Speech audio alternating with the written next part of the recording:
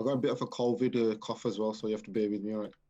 It's all right, brother. Assalamu We're alaikum wa social distancing. rahmatullahi wa barakatuhu. Welcome, guys. Ahlan wa sahlan to the new and exclusive podcast that no one does in the entire universe apart from us.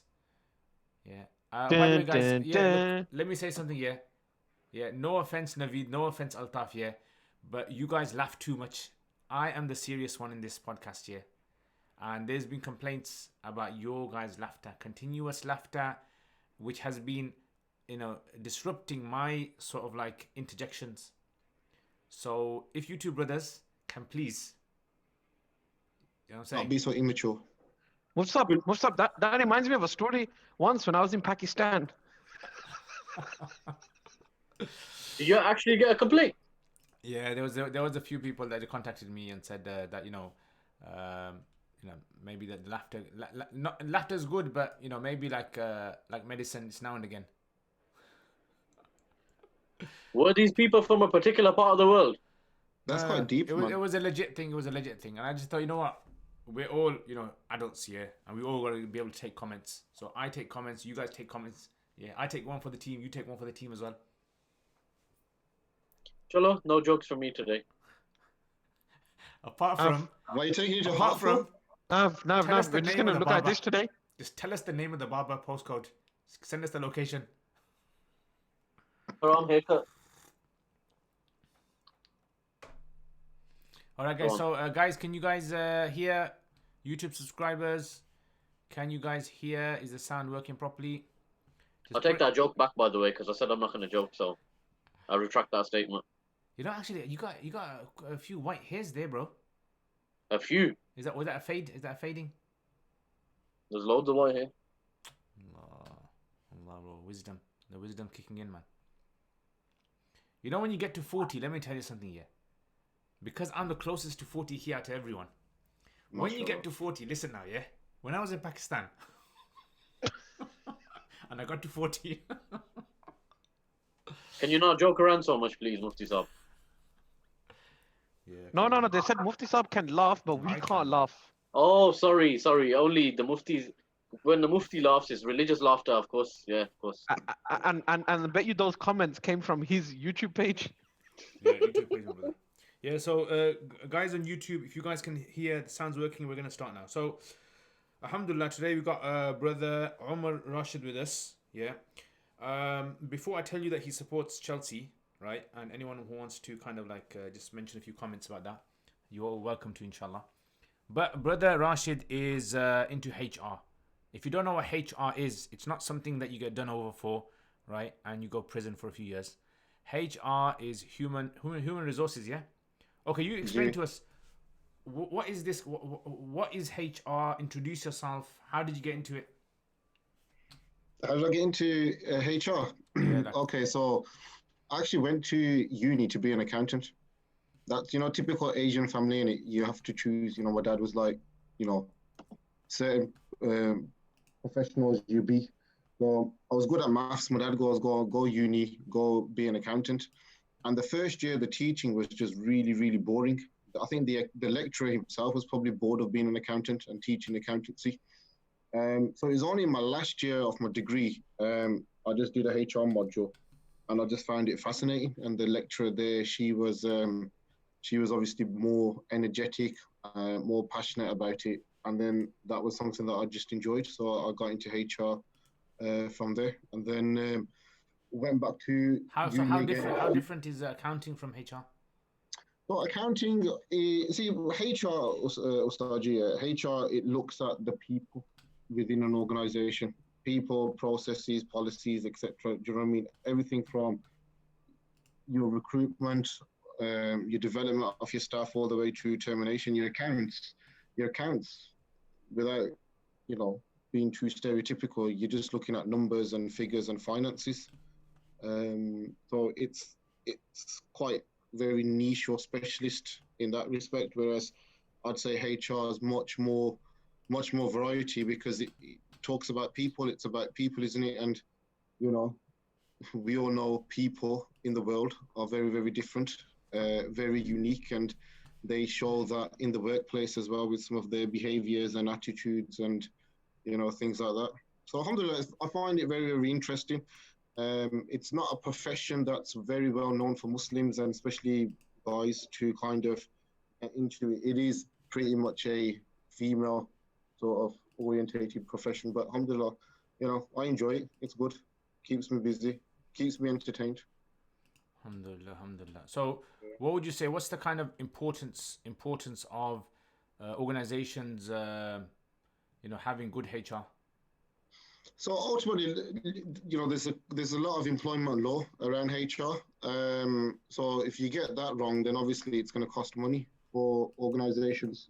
Most common things, if you get done for discrimination, or whether it's against race, gender, disability, etc. You treat someone differently because of that. You make decisions because of that, or it's perceived to be that you've made decisions because of those. That can be very, very costly. The other thing, just generally, anyone who's in management will tell you if you don't manage your staff properly in the long term, there's going to be problems, and that tends to be costly problems. If you've not managed them through a proper process, then you're looking at other alternatives, which tend to be then a payoff for you want to make, or you make up these sort of redundancies to kind of get rid of people. At the end of the day, it just costs money. It costs money for businesses. Some businesses, okay, if they've got loads of money, it doesn't make a difference. But your smaller businesses, the ones that, count, every penny counts, your charities that then rely on people's donations, etc. It's not so easy for them. Okay, so it's more to do with, is it more to do with saving the back of the, employer, or is it, I don't know, how would you describe it? So I mean, look, let me tell you something. Yeah, go on. I worked here when I used to work in a restaurant here in the olden days, in the 90s. I'll spill some water. I shall be back. That was the pressure got to him, a yeah. bit too serious there. But yeah, so like I worked in the 90s, yeah, and I'll tell you, I didn't know any rights that I had, right? So it was like 0 hours work. You don't turn up, you get nothing. Yeah. You don't know if you get ill, what do you deserve? So it was like that, and then later on when I started to learn more about rights of employees, then I started to kind of like understand, oh yeah, you know what, this is something that, how do we ask for it? Where do we go? Do we go to some sort of like an organization, and do you have to speak to your employer about it? Because clearly employer is not really going to want to, if you're ill, the employer is not really going to want to pay you for not turning up to work. Mm-hmm. So how do you deal with these kind of So see, that is sort of like the HR elements, isn't it? Depending on each small business, they might not have their own in-house HR, someone that does the HR, that if an employee phones off sick, then goes and rings that HR department to say, look, what am I entitled to, sort of thing. But I think nowadays with Stajia, there's so much, obviously social media, internet plays such a big part. Everyone can just Google things. We make a joke about Sheikh Google. You Google everything and, you find out HR, employment law, legal stuff. You kind of get that same element as well. People will just start Googling stuff and say, what are my rights? What are my rights? Sort of thing. So, HR's, it's there to protect the employees as well as it's to protect the employer as well. Because there's certain things, if, you want to sack someone, for example, processes, policies, etc., they're there to protect the employer. That, if they do make that decision, there's no comeback. But at the same time, the employees protected as well, because there are certain rights that they are protected by as well. So, HR's there. It's not there for the employer or the employee. It's there for both parties. Okay, so I mean, looking at it from like nowadays on the news, when you hear about these kind of like the scandals with regards to what was that guy's name? The Hollywood, that famous Hollywood guy. Yeah, got done over for womanizing and all that. Epstein. Harvey Winkelstein. Yeah, I mean, remember when that happened? I remember there was a guy I know who's a solicitor, and he said to me, there was a case basically at work where a woman, there was a party, and one of the managers, like, he was talking to the woman, and he just like happened to just touch her hair. That's it. right? It seemed very innocent. I mean, according to what he said, she filed a complaint against him, and he was actually taken to court for, what was it? Sexual discrimination. Yes, sexual discrimination, or whatever the specific term was.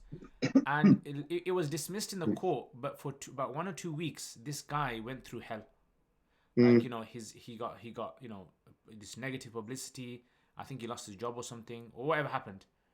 So how does a person like kind of protect themselves from that kind of stuff happening? You know what it is, Osage? It's difficult to really, I don't want to sit here and say, you know what, you have to be robots. Do you know what I mean? With humans, Osage, it's really, really, I could say something to Nav, which might be a joke. He could take it. I could say the same thing to Altaf, and he could get offended by it. It's one of those things that, and if someone like Altaf wants to twist it around for his benefit, he could do. You know what I mean? And after a while, you're there in a situation thinking, I can't say anything, I can't do anything. You might as well just be robot sort of thing. And unfortunately, what I'm trying to say is, unfortunately, there are just going to be some people who will twist it, who, the smallest of things, like you said, just touching the hair or whatever, will just twist it. And that's where sometimes the law, etc., is a hindrance on people, because, even the smallest of things can be seen in a different way. So I don't want to, the best way to do it, it's difficult because even the smallest thing that's a bit of banter or whatever can be seen in a different way. I don't want to say you got to be robots, whatever, but, the biggest thing, Saji, what the tribunal, what the laws, the courts will look at is your overall culture. If your overall culture is one of genuine banter, you don't have any policies, procedures in place. If someone makes a complaint about these things, you don't look into it seriously, then obviously you're going to get in trouble. If you have a culture of where you have these policies, procedures in place, if a complaint is raised, it's looked into, it's investigated sort of thing, then you're obviously going to be in a more stronger position. Yeah, I mean, okay, that makes sense, that does, because, it's a very difficult thing nowadays. I mean, not to say that Muslims should be going around touching, things they're not supposed to be touching. But, I mean, I had a friend, this was like a serious thing. He basically got done over because the guy at work didn't like him, and he got accused of sending indecent emails to other fellow colleagues at work. And he said he didn't do it at all. His email was hacked, right? I mean, I don't know. I mean, I don't judge the guy, right? But from what he was saying that because of something that happened at work, the manager most likely wanted to get rid of him. And so, he got dismissed because of that. So I think, especially nowadays with COVID-19 and people getting dismissed left, right, and center, especially with people in this country, I mean, people are just in debt in everything. When you go to the shops and you kind of like want to buy something, straight away they say to you, want to get it on credit. And you think it is, no, it's okay. And once I went to buy a sofa and there's an Asian guy there. And he goes to us, he goes, you know what? Why didn't you get it on credit? Why didn't you get it on credit? So I clicked on that credit. There's some benefit in there for them. There seems to be some benefit in there for them. And then he goes to me, look, let me tell you the truth. Asians, he goes, when Asians come to buy sofas off us, they have wads of money. They just pull out wads of cash and they just say to us, here, take this cash. And he goes, like other sort of communities, when they come, they like to pay by bank account or they prefer credit. But the thing is that this credit sort of mentality, when the COVID-19 happened, it just like affected everyone. Everyone's thinking to themselves, I wish I didn't get all these things on credit. And then people lose their jobs and they can't pay for, all the stuff that they bought. So, I don't know. What do you guys think of this kind of? Because it's sad. I know some people who have lost their jobs, and it's like, what do you do? I mean, how do you kind of like say to the guy who probably had a job for so many years? Saji, the most thing that I've noticed now, and this is a law which I think needs to be re-looked at. So there's a law which is, if someone's got less than 2 years service, So if they've been working for a company for less than 2 years, the company can essentially just get rid of them, just like that. And there's no fallback. There's a very small chance of fallback, and that's what I'm seeing quite frequently now. So basically, if you got less than 2 years service, if you're dismissed, you can't bring an unfair dismissal claim. The only sort of claims you can bring is if you feel like you've been discriminated against, or what's like you got a protected characteristic. It might be because of your race, your religion, if you got a disability sort of thing. And what we're finding now is a lot of people with less than 2 years service, they're just being treated like they're nothing. You know what I mean? And those are the first people where businesses need to make any cuts or reductions or whatever. Most often they look at people who have been there the least. Less than 2 years, that's it. They're the ones who are being sort of just being told, look, you haven't got a job, sort of thing. So I think that's my personal feeling. I think that needs to be maybe reviewed or changed. I think that's a little bit harsh. Maybe changed to 1 year or something like that. But, that's what I'm seeing. And the other thing, a lot of people on furlough, they're enjoying it. I wouldn't, you shouldn't be enjoying it because you're at most risk. That's what I'm seeing, that pattern of the longer that you stay on furlough, the more chances are you're probably going to be out of the job. That phone call is going to come. Yeah. That letter is going to come to say, actually, you know what, we just don't need you anymore. Actually, I've got a question for you. Someone asked me this question. Some companies, what they're doing is they're taking the furlough, yeah? But at the same time, they're expecting their workers to actually, some of them, to turn up or do some work. That's wrong. Can't do that. So that's illegal, yeah? Yeah. So the guidance is... See, before the guidance was very, very clear, which is if you're on furlough, you can't do no work at all. But from 1st of July, there's what's called flexi furlough.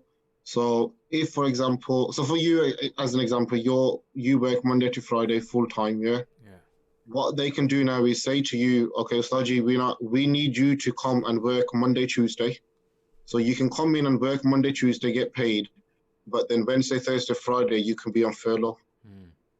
So you can do flexi furlough, but what you can't do is they can't say, okay, we're going to furlough you for the full Monday to Friday, but then do work on the side as well and stuff like that. That's wrong. Okay, so that's like illegal, and if someone gets caught for it, who's in trouble for that? The employer.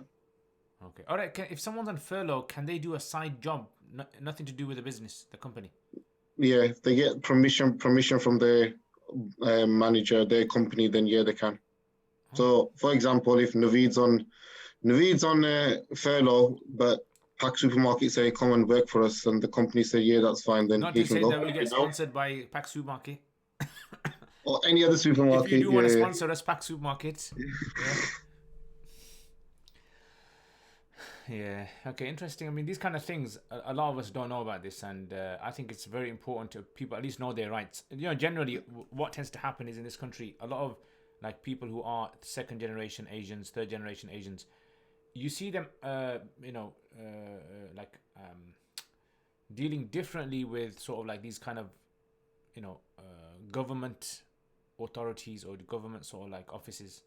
So, if you see the like people who are born and brought up here in this country, and you see the ones who are parents have come here, grandparents have come here, they're very different. How I mean, I don't know what's your experience with Asian companies and. Lose all his clients if he opens his mouth. Huh? I said you're going to lose all your clients by the end of tonight.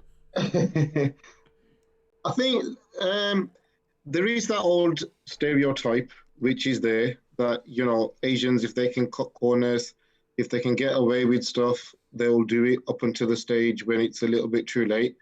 There are some, but to be fair, maybe I have been pleasantly surprised that there are quite a few Asians there who, quite a few companies that I do HR for are Asians, are Muslims who are actually recognized. Actually, we want to be straight and narrow. We want to be fair to our staff. We want to make sure that everything that we do is correct. But you're always going to get the odd one. But I'd say that it's not just Asians. You get the odd ones that are from different communities, from different backgrounds as well. I think it's sometimes a little bit unfair that it's always Muslims or our communities that are always seen as we cut corners and stuff like that. But alhamdulillah, there are some businesses who openly say, look, yeah, no, we engage in your services. We want to make sure we've got the right contracts in place. We want to make sure we pay properly.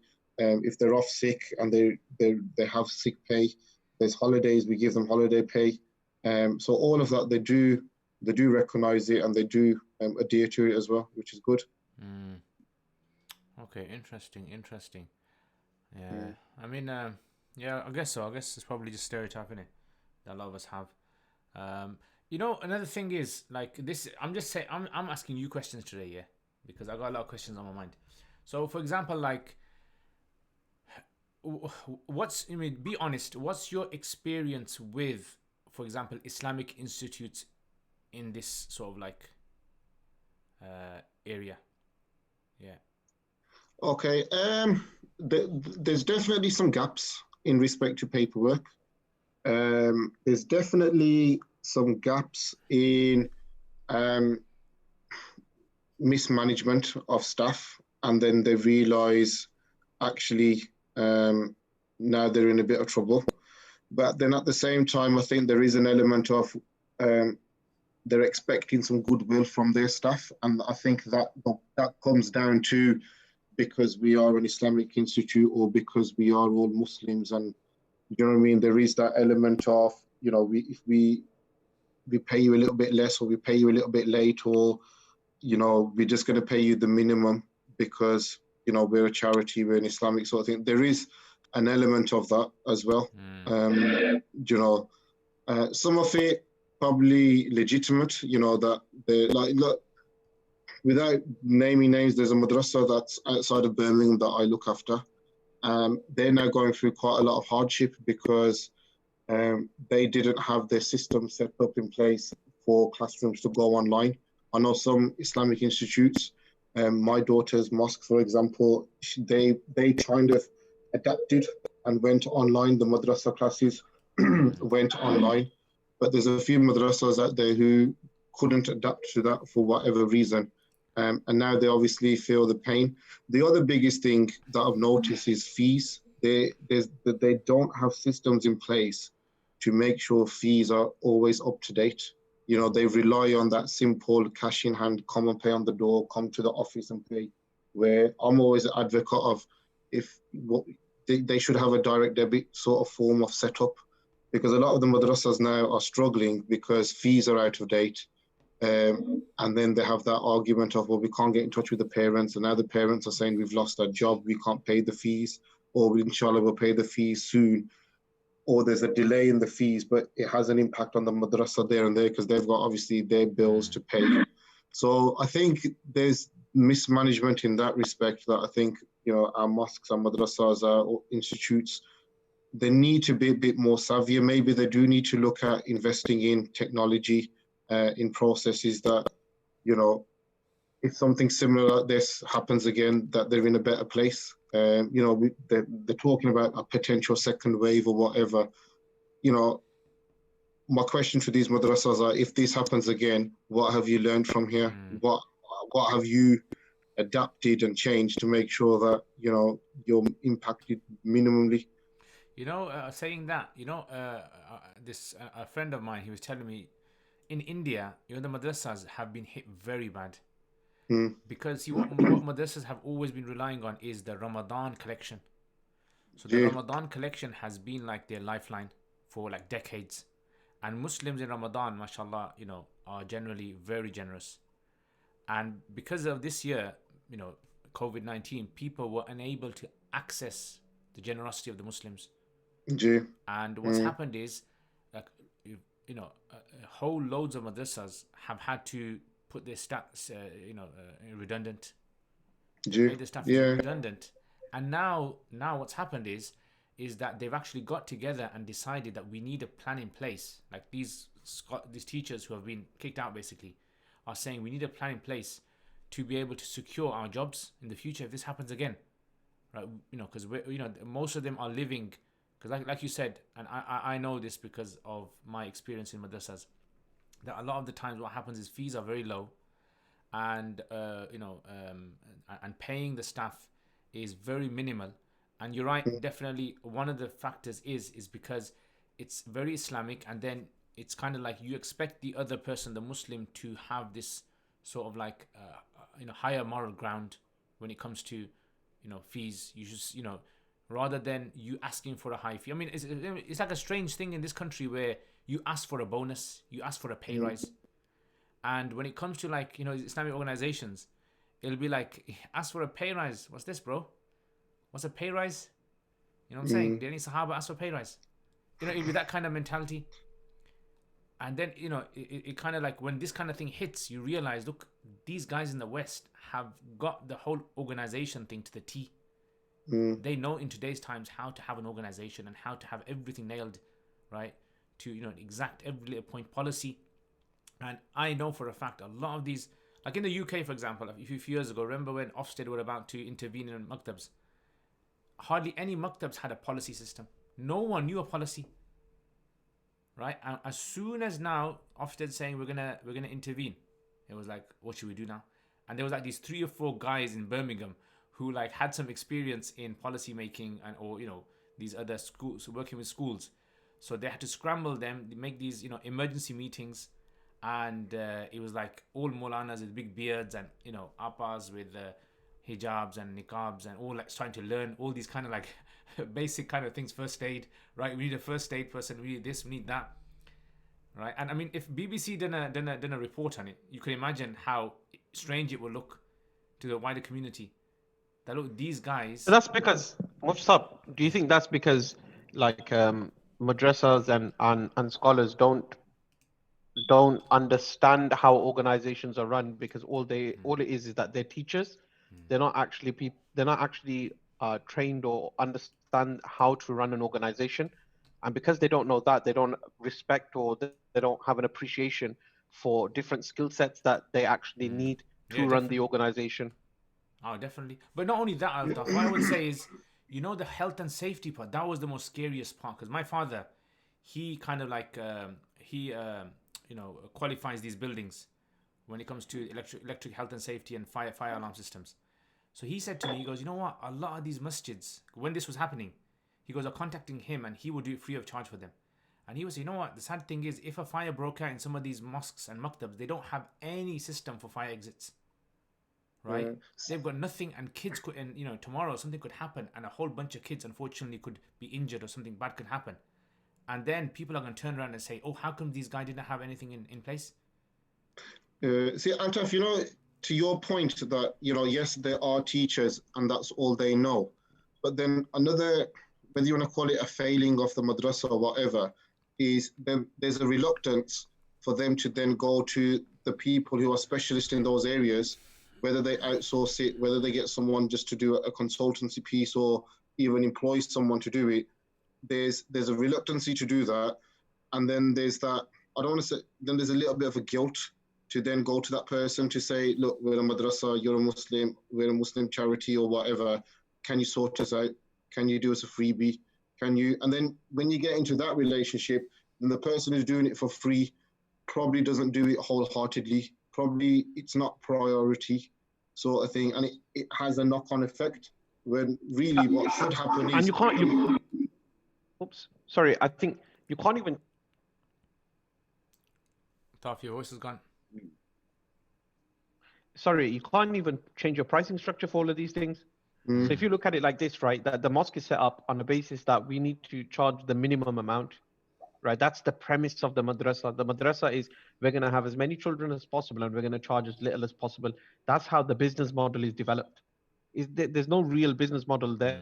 Even when you look at Darul Ulooms and you ask the question, if you go into a Darul Uloom and you ask them certain ones questions, they'll say, and I've spoken to quite a few people about this because it's like a little bit of a bugbear for me, is you ask them, you say, how do you charge your courses?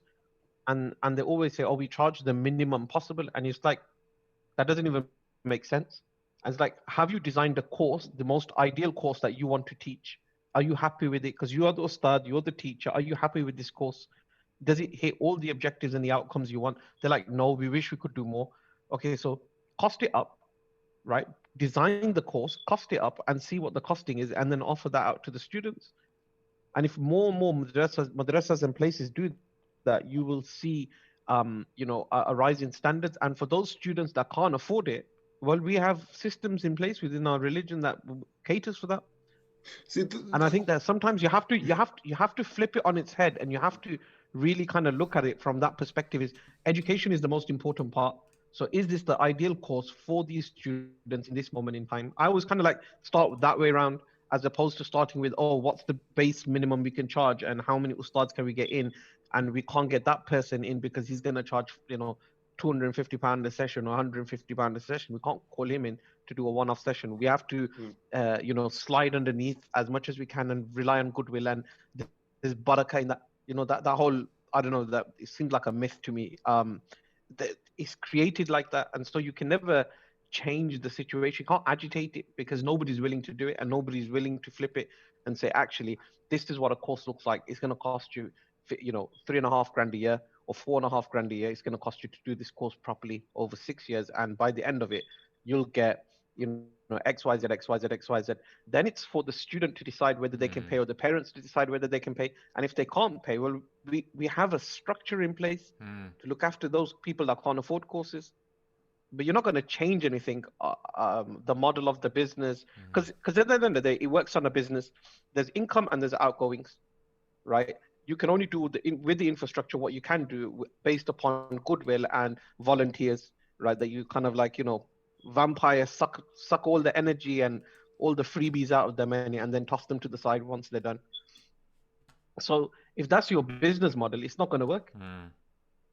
Yeah, over a long period of time. I mean, I agree with that. What you're saying, definitely, it's a very difficult. I mean, you've got this structure in place that's been clearly imported from Indian subcontinent, the running of the maktab, running of the madrasa, running of the masjid, right? And over there, it's been working apparently for decades, and people have no issue with it. Only problem is when a calamity hits like this, that's when you realize these policies are there. You could be for 50 years your business could run and have no need for any policy, but then when that one little thing happens, right, in our communities, it's like how do you Yeah, and that's one of the things I always say about HR. A lot of businesses will say to me, yeah, I don't need HR, my staff are okay, I've only got 10 staff or whatever.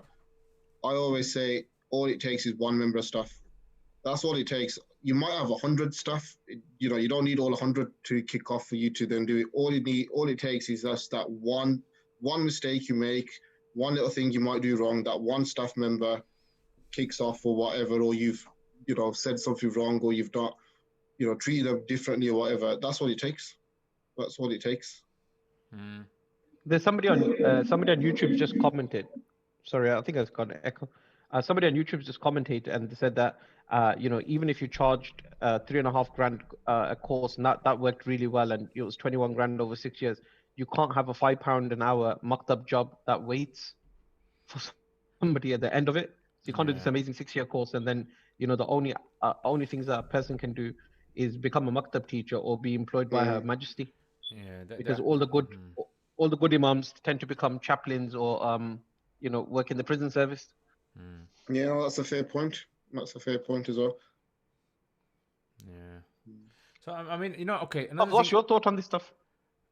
Nav, what do you say, bro? I think that the end user has a part to play in it as well. Is something like what Altaf was talking about. People will pay £20 an hour for the child to go to tuition. And that education, don't get me wrong, obviously is very important, to survive and to make a means to live, etc. But at the end of the day, as Muslims, we know that dunya is temporary. I need to build my akhirah. So why do you put such a cheap price tag on something like this? Allah, nare takbir. No, it is. And I think that trickles down. So blaming just the institution, I think it's a bit unfair as well. I think that the culture has been bred amongst like it's been imported from the Indian subcontinent, isn't it? But see, the challenge to that though, Navia, is, I don't know, let's say my local mosque decides to up their fees, up their game or whatever. Yeah. the challenge is that within my area, down the road, there's 1, 2 other maktabs who are a little bit smaller, who probably just say, we'll keep it on the cheap. And the parents would probably end up most likely saying, okay, well, forget you, like, you're upping the price. I think the value is probably the same. I'm just going to send my kids down the road to this maktab or this maktab. You know what I mean? It's that value question, isn't it? Yeah, and I think, somewhere down the line, we need maybe all the maktabs, all the madrasas. I don't know, you can correct me if I'm wrong if this is already in place, but someone's got to govern them. Someone has to govern them that, look, this is the certain standard. This is the certain, even with the teachers need to have this certain standard, qualifications, experience, etc., etc. Be brave, even bring in a pay structure to say, look, this is what you should do. And that's the standard. And if any madrasa wanting to open can't fulfill that standard, can't fulfill that requirement, they shouldn't have that license or that opportunity to operate. I think what you're saying is right, Omar, in terms of like that. But I think kind of like when I look at it in terms of saying what is the value that's created. Well, if you flip it on its head and you've kind of like decided on what you're going to try to achieve over the madrasa period, like when a child enters my madrasa, by the end of it, they're going to be able to do X, Y, Z, X, Y, Z, X, Y, Z. And if that value add from running it properly, right, is going to be completely different to somebody who's not doing it like that. And it will be, because I think there's examples of it. Like if you look at Blackburn, I like the Blackburn example of the Abu Hanifa Foundation. If you look at how much, that kind of like normally is a good example. I was fortunate enough to visit there, and you look at the difference in cost, right? And you look at the difference in what they produce in terms of like what they offer students as well. And when you can bring those things together, what you'll notice is that parents will be willing to actually send their kids there. There'll be some parents who will be economically unable to send their children there, and they will look for the cheapest education. But there'll be some parents who'll be like, you know what, actually, I'm quite happy sending my kid to this madrasa and paying a little bit more, because what I'm going to get out at the end is much better. And I think there's that other part of it, is that as a parent, I would definitely do that. If I knew there's a maktab down the road that was going to like produce amazing results, I'd be like, you know what, I'm happy to send my kid there. I don't care if it's a little bit more. And there's more and more parents that are geared and tuned in that way. The second thing is that when it comes to the madrasas charging and doing that, I think it's about making sure they effectively are communicating with the parents about what that value add is, right? And telling them that, and people being confident to say that, yeah, you know what, my maktab charges X, Y, Z, X, Y, Z. Some of the private Maulanas, so you get some ustads, I don't know if some of you might be able to speak to this a little bit better than I can. There are some ustads who go and do one-to-one sessions in places like Solihull, places like Edgbaston. They will charge £25, £30 an hour. Yeah. And the people that they're paying will willingly pay it. Come to my house 2 days a week, teach my kids, £25, £30 an hour, and they're happy with that. What happens is that we're not willing to move that mass market anywhere. We're just happy doing the £3.50, £5 a week. I mean, I remember somebody did invest. I think we can talk a lot about this. I mean, Gerard's mentioned a good point on Facebook. He said it's just like the kind of Pepe kind of idea where, you got a place where you can get this cheap chicken from. Tastes good. Yeah, it does the job the same as, a high class Haludi Foodies chicken, yeah? Nando's. Yeah, on one side you got Haludi Foodies, on one side you got Pepe's. No offense to Pepe's, yeah? If you want to sponsor us, yeah, by all means, contact us, emails below. And by the way, if anyone wants to get in contact and wants to get advice, is that okay, Omar? Maybe someone wants to set up HR, get advice on how they could set up HR or something. That's fine. Brother Omar, he this is his job. Yeah, so he's a professional in HR, or well, we think he's professional. That's why we called him on. And Omar is also, mashallah, doing Alim course as well.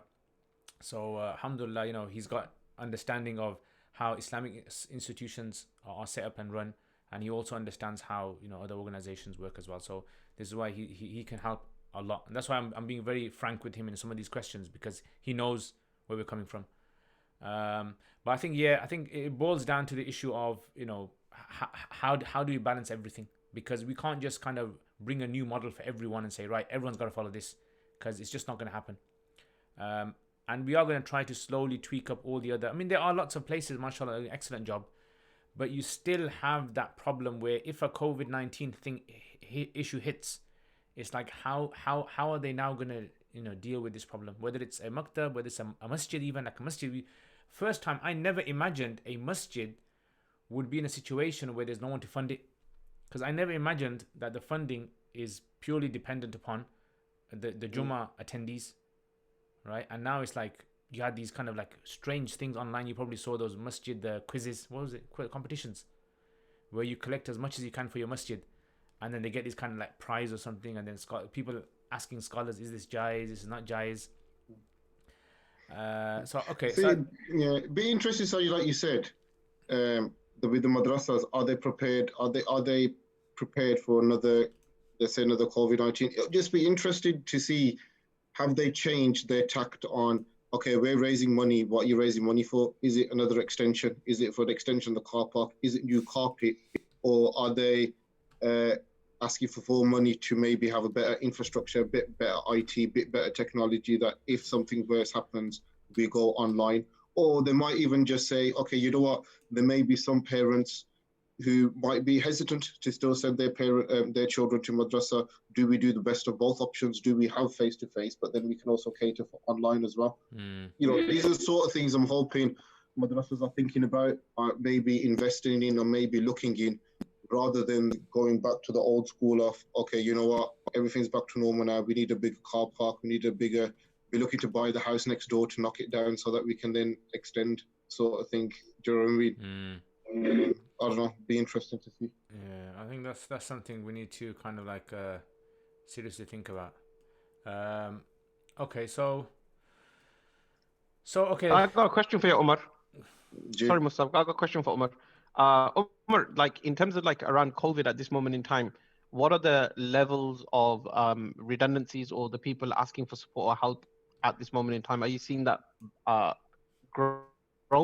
And particularly within the Muslim community, are you seeing that like the Muslim community really badly affected by the redundancies that are going to take place in the next couple of months? The answer, unfortunately, is yes. A lot of the discussions that I'm having with people is around redundancies. Is around, see, a lot of the time, sometimes there is the odd one that they're using it as an excuse. What some businesses have got COVID-19 as a bit of an excuse to get rid of people, to make people redundant. It might not be really, really genuine, but they use it. Some people, they just accept it. Some people wouldn't know any better, because there's that whole hype about it, isn't it? That everyone's been made redundant, so that there must be something there. So if a madrasa isn't doing that well, and they say, we're going to make you redundant, 9 times out of 10, no one's going to bat an eyelid, because that's what the hype there is in there. People know that is. So, but definitely, yeah, unfortunately, a lot of my work at the moment, it is about planning for redundancies, how to get how do we get the process in place, sort of thing. Like I said, there's a madrasa outside of Birmingham. They've made some redundancies already, but some of them are potentially on a hold because they're relying on their September intake. They're relying on seeing how many people do come back, how many of the parents do send their children back in, how many of the parents then quickly do pay the fees, and then they'll make judgments from there. I think that's a little bit sad as well, that they're relying on parents hopefully paying the fees up front. And again, that all goes back to that goodwill thing, isn't it? It's Muslim, it's a charity, it's madrasa. Would a parent, if they took their kids to karate lessons that we paid by Agora or English or a non-Muslim organization, would they leave them not paying them 3-4 weeks? They probably wouldn't. So why would they then wait 3-4 weeks to pay the fees for madrasa? Do you know what I mean? Why do they wait until a letter comes? Why do they wait until a text message comes to say, please be up to date with fees? So I think we parents also have that bit of responsibility as well. That look, if we send our children, we pay our fees up front, that it allows the madrasa to then operate as well. Nav, I've got a question for you. In the Ramadan, with all this kind of situation, what was the intake less when it came to charity? To be honest with you, Moses, I've spoke to a few different charities and people that sit quite senior and like on senior management teams or CEOs, etc. And majority of people actually did better. And whether that's linked to employment or not, I can't really make a call. But I think because people probably felt short on some aspects of worship that they couldn't do, like congregation, couldn't link up and just go to the masjid, can't do tarawih, just basic things. I think the only thing that they felt some attachment to was giving charity. So because of that reason, charities, I think they did exceptionally well, to be honest with you. I don't think I've spoken to a charity that didn't do well this Ramadan. However, a lot of people were on furlough. I know there's some organizations, even within Birmingham, whose offices are still shut for now, for instance. So people were furloughed, but the kind of money that came in was pretty much better than usual. I think everybody had to switch up, just like how a madrasa would need to. Like everything had to move on to online activity. Organizations that probably didn't do online fundraising have like looked into these kind of things, but yeah, financially it didn't really impact anyone. But from a HR perspective, yeah, there were a lot of people that were furloughed in many different organizations that I know of. I was just going to ask you, do you think a lot of the charities went online and maybe invested in, more digital? So maybe where there is more Facebook ads or some of that targeting marketing to kind of get more money in. Yeah. Unfortunately, bro, in Ramadan, it becomes a bidding war for a lot of charities, on SEO and stuff like that. Yeah, I think the word zakat was worth an extortionate amount. The word Allah, people bid for exclusivity on words like Sadqa Jariyah. So, you get all these kind of like ridiculous stunts where we're part of a forum, like a lot of the charities, I'm sure they are, like there's collective like Telegram groups and stuff like that where you speak to each other, and people are having to warn the other person and say, look, your organization, when we Google our name, your charity's name comes up. So it's targeted marketing. So there's a lot of foul play, bro. And I think people wanted that quick shortcut, and so they had to play foul, if you know what I mean, bro, because the organic marketing isn't there. What was that football team where they had to lay off a few of the staff, and the start was it you Altaf told us that one? Liverpool, I think there was. And they were saying that some of the players, why don't they cut down their salary or something? Oh, there's initially Liverpool. I think they furloughed some of the staff, but more recently it's Altaf's beloved Arsenal. They're making some of the staff redundant. And I think that's where people, and I think it's unfair. If I'm being honest, I'm going to support Arsenal on this. I think it's a little bit unfair because what people are saying, you're making, let's say, the non-footballing staff redundant, but then if you decrease the salaries by 5% of the footballers, you could pay them. But my argument, and this is probably the HR part of me, is look, yes, there's an element of affording them, but if the work's not there, are you then just going to pay them for the fun of it? Do you know what I mean? If because of COVID, there's no fans coming into the ground, the fans are not going to be able to come into the ground. If you're a steward being made redundant, the reason for you to be a job as a steward is because the fans come in and that you're doing your job. Tells you what kind of fans they have. Tells you what kind of fans they have. Yeah, obviously, you look at this big fan there. He normally has one of his top. It totally makes sense, bro. Say, for instance, if I look at it from a charity perspective, if you had like somebody that's an events coordinator that he just organizes events, and obviously there are no events. Yeah. So is the charity doing something unjust by putting this person on furlough? I don't think so. No, and they've got the option till the 31st of October to keep them on there. Yeah, interesting. I think there was a bit of probably within, like, without mentioning any names, because obviously I'm not going to mention any. I'm sure there's probably some foul play when it comes to furlough schemes anyway. Not just in the charity sector, but everywhere. Loads, bro, loads. Before the 1st of July, there were loads of people that I knew of or heard of. They furloughed their staff, but then they would send them work to do at home. Do you know what I mean? So that the business was still operating. The staff, they would claim the furlough, and that's why slowly, and that's why rules have come in place. That's why HMRC are saying we will audit you. We expect you to keep all your paperwork for 5-6 years, because which is fair. They're going to audit them, and if they feel there is any foul play or whatever, see what happens. Yeah. Interesting. Okay, one last question for you. And then topic's going to change. Then we're going to finish off. We're not going to make it too long today. So, question is when it comes to, for example, let's say there's an organization and they want you to be their HR, and now you know that there's some dodgy dealings going on in the business, right? You're not the accountant, but clearly the way that obviously they're asking you advice, you know something is not right. So, are you obliged to inform the authorities, or how does it work, or is it just confidence? Um, Ultimately, it depends on dodgy. Do you know what I mean? I mean, there's been some organizations that um, I've asked some questions before I whether I want to engage or not with them. Um, and again, this goes back to the Asians and whatever. But there's been a couple of businesses that I've asked where I've said, look, the employees that you've got that you want me to give advice about, are they legally entitled to be here?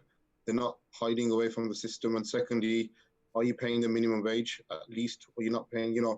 Those sort of questions. If they answer in the positive, then that's fine. I'll engage with them. If no, if they say, oh, we've got a couple of people on the books, cash in hand, and they shouldn't be here or whatever, I would very rarely, I'd advise them, look, that's wrong. They know, I don't even need to advise them the wrong. They know that it's wrong. But I wouldn't engage with them because that's my reputation then. Because tomorrow, if something happens, they will just turn around and say, we had Umar doing our HR. He never said anything. He said we thought it was okay. Do you know what I mean? So certain things I will kind of do my vetting, due diligence on it. But ultimately, a lot of it's about, see, with HR, it's advice. We just give the advice. It's up to them. Ultimately, it's up to the employer, the management, the business owner, if he wants to take on that advice. Do you know what I mean? We give the advice. We will say, look, if you're going to make that decision, this is what the risks are. This is what the law says. It's up to you what you want to do. Alhamdulillah, so far, a lot of the time the managers have said, no, that's fine. We follow that advice. That's fine. You're the specialist. That's fine. We'll listen to you. Omar, sorry to interrupt, bro. Do you end up creating safeguarding policies for people then? See, safeguarding, that's not really my forte. So probably not. No. Do you know what I mean? I'm not a safeguarding specialist sort of thing. Yes, there is a little bit of a link with HR that obviously, if someone's breached safeguarding, or you know what I mean, that they might go into like a bit of a disciplinary sort of issue. But no, I'm not gonna. I'm not a specialist. Just general HR policies then. Just HR policy sort of thing. Safeguarding is not really my forte. And would you advise like small companies, like people who have limited companies, would you advise them to have HR? Yeah, obviously not just saying that because obviously I'm promoting myself sort of thing, but just look, the minimum basics. Just make sure. Look, if someone starts with you, you give them a contract before the first day. Have a contract in place. Have an up-to-date contract in place that abides by the law. Make sure you do. Even look, I'm not saying you just give the statutory amount. The bare minimum that the government, that the legislation says, just adhere to that. Do you know what I mean? You don't have to give over and beyond. Just keep it minimum statutory to that. That's fine. Just keep it to that. And when it how much of your Islamic sort of upbringing or nurturing that you've had in the past few years, how much of that do you think has influenced your job? That's a good question, Saji. So definitely, I suppose. So by the way, if anyone doesn't know, Omar started the Alim course here. Alhamdulillah, still doing it, yeah? And he's been doing it for about 4 or 5 years, mashallah. And when he started, I'll tell you something, guys, yeah? Omar.rashid once came to me, yeah? And I'm going to tell everyone this, yeah? He goes to me, Ustadi, that's why he calls me Ustadi. He goes to me, Ustadi, he goes, you know what? I can't read Arabic. Yeah. And what did I say to you, Omar? Don't worry about it. Okay, and then? I told you, do tajweed. He said pay the fees. I go learn on the side, you learn it, don't worry. Yeah. And this guy, with his determination, mashallah, yeah, he got through the first year. Normally, if someone can't read Arabic and is doing the first year of Alim course, right, part-time Alim course, they generally struggle. I mean, people out there who are watching, they know how it is. Mashallah, the guy got through it. And even though he called, what did you call Sheikh Zaid? bro. Bro. That was like the most funniest and the most awkward kind of like bro you can ever say to someone. Yeah, that was like the most weirdest bro ever. Nah, Ustad, asked for it. He goes, called me whatever. So I was like, Teak, open invitation. That is. Yeah. So okay. So going back Could to have the been worse. You could have called him Cuzzy. Kazi. Fuzzy bro. Fuzzy bro. Yeah. Yeah. So okay. So how would you say how has that kind of like helped you? I think, if I feel something's morally incorrect, even though legally it might be okay, but if I feel that something's still morally incorrect, I wouldn't sacrifice my morals for it. I would kind of then say to the person, look, yes, legally you could do this, but morally, ethically, do you know what I mean? I wouldn't advise against it or think about this. I think maybe I do, there is a bit more compassion in me than there would have been before. So definitely that. Alhamdulillah, alhamdulillah. How much And would you normally charge for this service that you're giving us?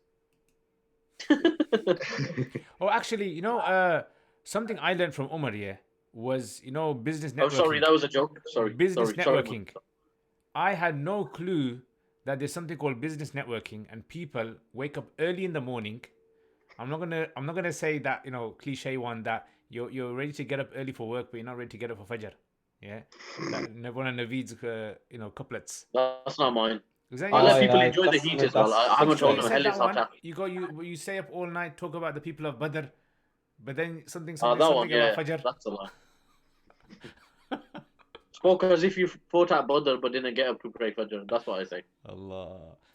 So okay, so these networking. What got you into networking? So basically, apparently, because my target audience is small businesses, um, that's where majority of the small businesses go for work to generate leads. It is actually networking. So a lot of people told me to when they start off, they go, look, you're gonna have to network.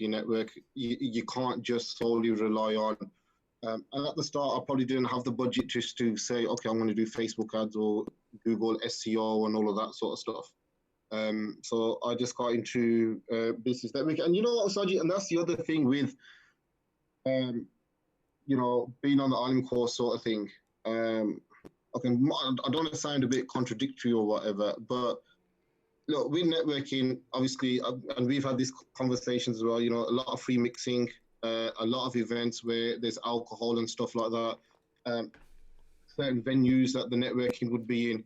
Alhamdulillah, through the Alim course, there will be certain events, certain venues that I won't go to because I know, there's one event that tends to be in a casino. A casino hosts a network event. I know I won't go to that. People ask me, would you come to that? Let's go. I wouldn't So go you to don't that. say like shaken when that's dead. You don't say that. Huh?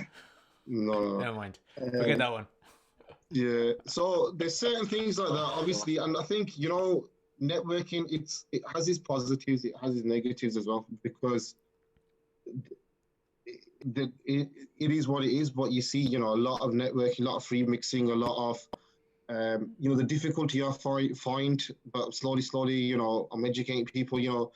Females will come to you and they want the handshake, and then after a while, when they get overly friendly with you, they want to then embrace you and all this sort of stuff, and it's then having the confidence to put your hand out. I But what thought I'm saying is having handshaking the was confidence embracing. to, huh? I thought handshaking was embracing. Yeah, no, but then it's like putting your hand out there and stopping it to say, look, no, that's against my principles, that's against my teachings, that's against my faith, to kind of do that. And that then opens up another conversation and they want to learn, they understand sort of stuff. So I'm very, very good. But yeah, networking, it's something I do. But through COVID, I've actually realized I don't need to do as much as I need to. Like before I used to do a lot of networking.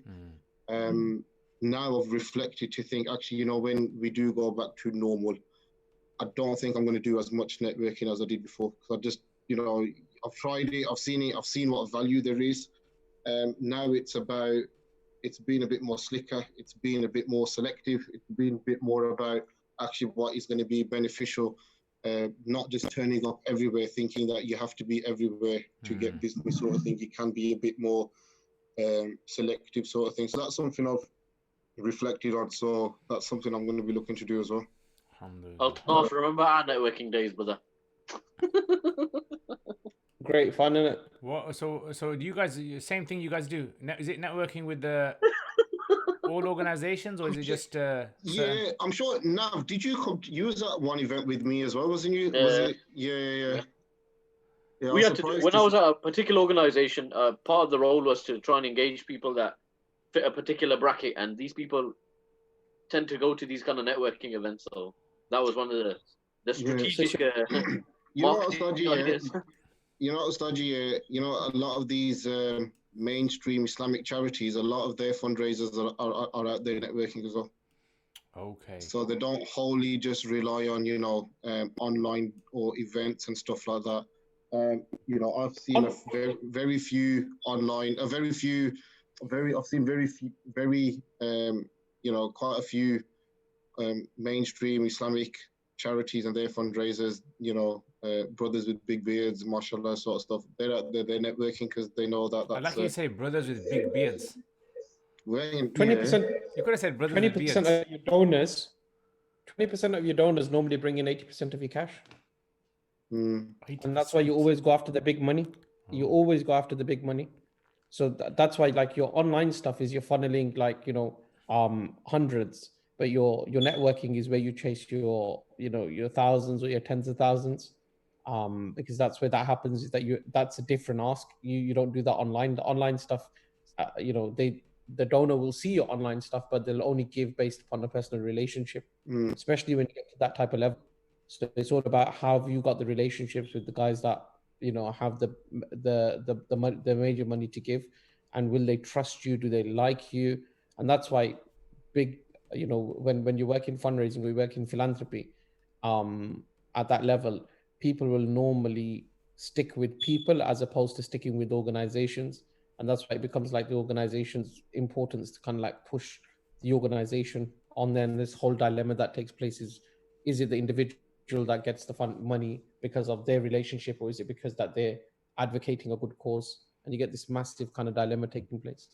But yeah, you would chase the big money, and the big money is like anything between 20 and 50 grand per donation. And the big boys have a you know something like that. Okay. Elite friend list as well. You know something like that. One text message is worth quite a bit of money, as you guys even at a particular organization that you might all volunteer or work with. There's a certain brother, when he sends a text message out, bro, game over. WhatsApp banned him from sending messages out. That Trump, that law was just Trump, for him. Like just like put some special law in place just for him. Well, I was gonna what say. were you gonna say, Muftar? Yeah, I was gonna say. You know, wouldn't it be a good idea in that case for, let's say, masjids and for, you know, like madrasas and maktabs to actually look into something very similar model of networking and understanding of how they can tap into other resources? So the problem with organizations like that, Mufsab, is that they're not normally run by people who have an understanding or an appreciation for that science, like of fundraising and marketing. They don't really understand it. Is that because they have to, you know, sort of like kind of not exactly compromise some of their values? I think the I other don't thing think they have to compromise their values. I think the biggest networking strategy here. It's two things. There's two main key principles for networking. One, the first one is, look, you don't go out there to network to receive. Your mindset is to go and give and help out as well. And you know that old saying, look, if you help other people, they're going to help you as well. So if you've got a very old-fashioned chacha based in a madrasa, and you're going to say to him, go out and network, but your idea is you need to go and help other people before they help the madrasa, chacha is going to say no. The other thing is with networking, it's about building relationships. Sometimes it takes time to build that relationship, and therefore chacha isn't going to have the patience.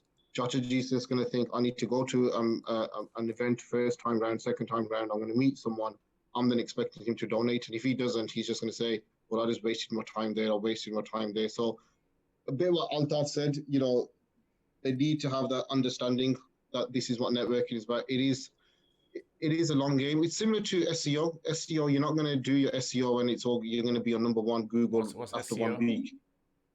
That's like, Search your engine Google, your search optimization. engines. It's your, Okay. to get onto Google page number one when you search, Yeah. if you were to type it, even that takes time. The people who work around that, it takes time. Networking is exactly the same thing. It takes time. You build relationships. So I think, alhamdulillah, there are some Muslim-only networking events out there. There are, they're coming. Would you recommend any for anyone who's listening who might want to branch out their business? Yeah, so there's a Muslim networking event called Support Muslim Business Forum, or SMBF as they're known. They are very much there. It is just for, it is a platform for Muslim businesses. When you say Muslim businesses, like give some examples of from either side of the spectrum, what you could expect there. Okay, so Muslim businesses could be, so it's business owners, but also professionals as well. So you could be a solicitor. You might work for a law firm that isn't let's say a Muslim-owned law firm, but you as a Muslim, you're a Muslim solicitor. You're a professional. You can go and attend. They would attend. We've had people who are bankers who work for your high street banks, but they're a Muslim. They come and network. And then you get a few charities there as well that have attended, and then you get people like myself, a one-man band Muslim business owner, and you get like your accountants that attend. You get people like Al-Daf who's attended as well, sort of thing. So there is a platform there at SMBF for Muslims to go to network as well. Why don't you start something? Because you're kind of familiar with Islamic sort of like ethos, maybe why don't you start something which is like for those people who are really kind of serious about their religion and they don't want to get involved in this handshake business and all that kind of stuff and dealing with people that they don't want to. It'll turn into a dawat. Yeah, see, you laugh about it, but essentially that technically is networking. Do you know what I mean? When you say let's go out, have a munch, let's have a meal, let's have a discussion, that essentially is a form of networking. People won't see it. What day? Huh? What day? Monday, Tuesday, Wednesday, Saturday. We eat out. Forget that, man. Have you seen the queues? It's bad. I've been to loads of them places, man. But I go when there's no queues. How do you find out? That's when the second wave's gonna come in. You know what? There's a Gujarati WhatsApp group that tells you which place is empty.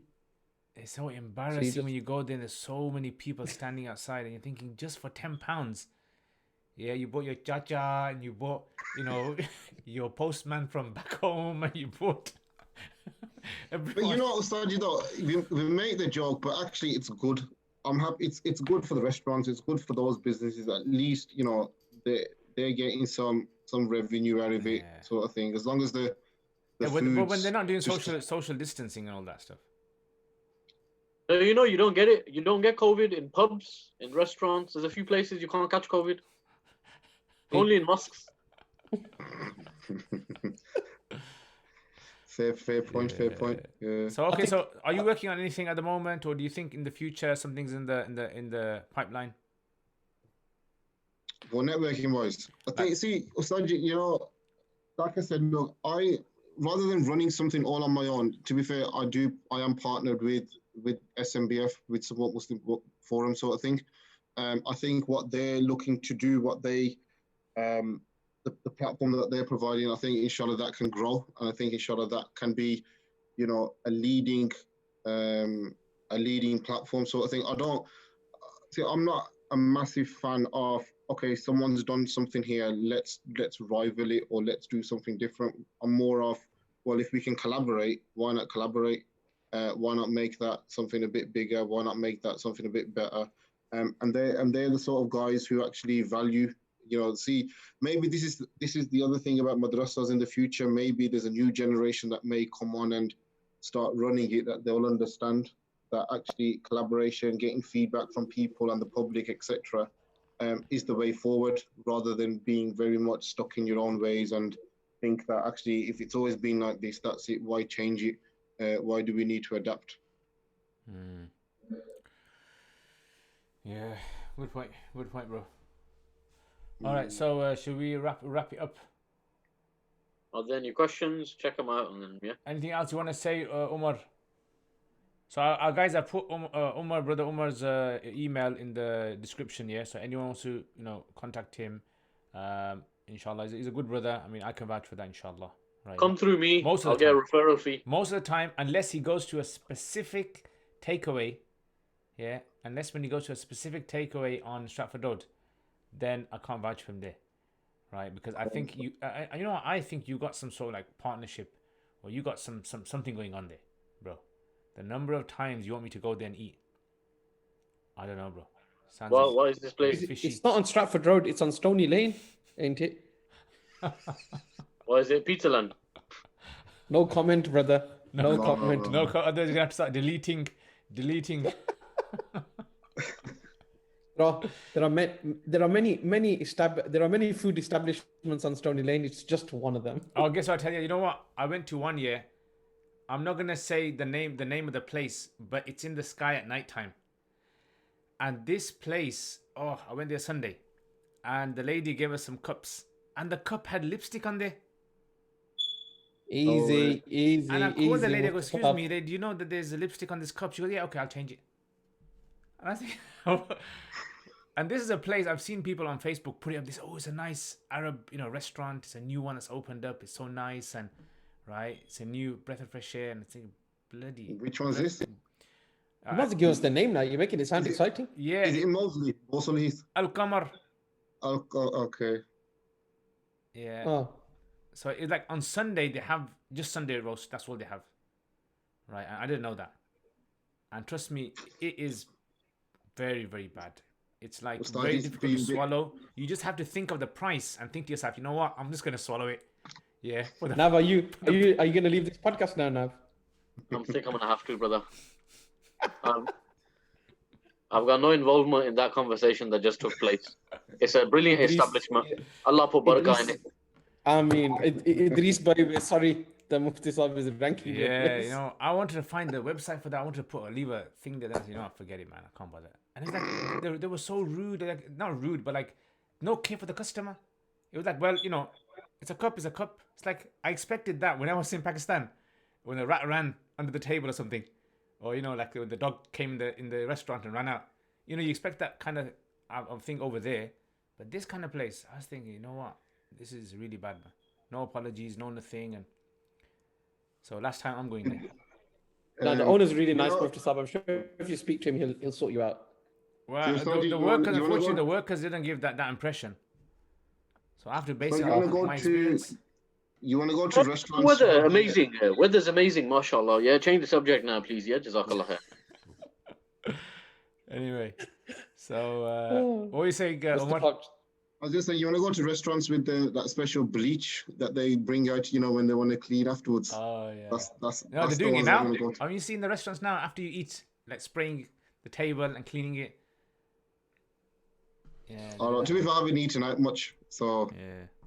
I've stacking them up, man, in the last week. What's the latest on your Dava, bro? Your pizza one, your WhatsApp updates have stopped. Has it been built? Oh no, I've been posting on my Instagram. You gotta check my Instagram out. Nah, see, I'm not on.